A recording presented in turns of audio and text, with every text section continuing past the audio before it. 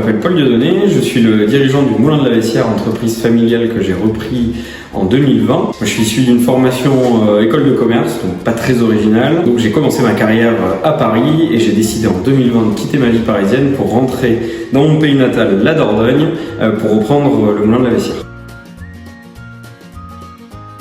Alors l'huile de noix, j'ai grandi avec. Mon premier souvenir d'enfance, en tout cas un de mes principaux souvenirs d'enfance, c'est le mercredi après-midi quand je rentrais de l'école, que ma grand-mère venait me chercher.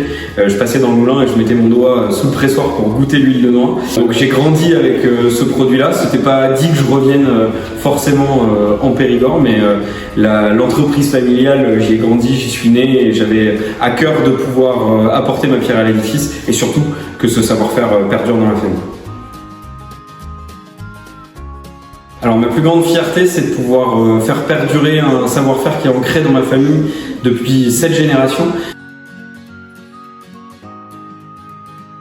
J'ai été accompagné par Initiative Périgord. Le réseau Initiative nous accompagne maintenant depuis un certain nombre d'années, puisque auparavant, avant même que j'arrive au Moulin, le réseau Initiative avait accompagné ma mère. Donc on a eu plusieurs prêts d'honneur qui nous ont permis de pouvoir créer un effet de levier auprès des banques et puis surtout d'être accompagné par des chefs d'entreprise de qualité. Hubert Barrère notamment m'accompagne aujourd'hui, me conseille, challenge des idées. C'est vraiment une force dans le développement d'une entreprise que de pouvoir être accompagné par un réseau qui a une telle emprise au niveau local.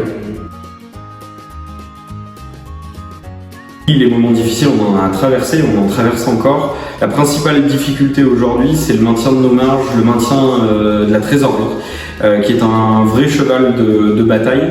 Et donc on agit au quotidien pour que notre développement et notre hypercroissance s'accompagnent de la rentabilité.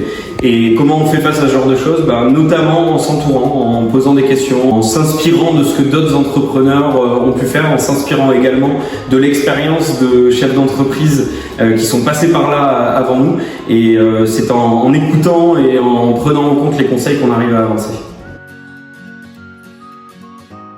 Vous l'aurez compris, mon principal conseil, c'est d'être accompagné par un réseau comme le réseau Initiative Périgord, par des clubs d'entrepreneurs, par des chefs d'entreprise qui sont passés par là. C'est important de ne pas se sentir seul quand on est à la tête d'une entreprise.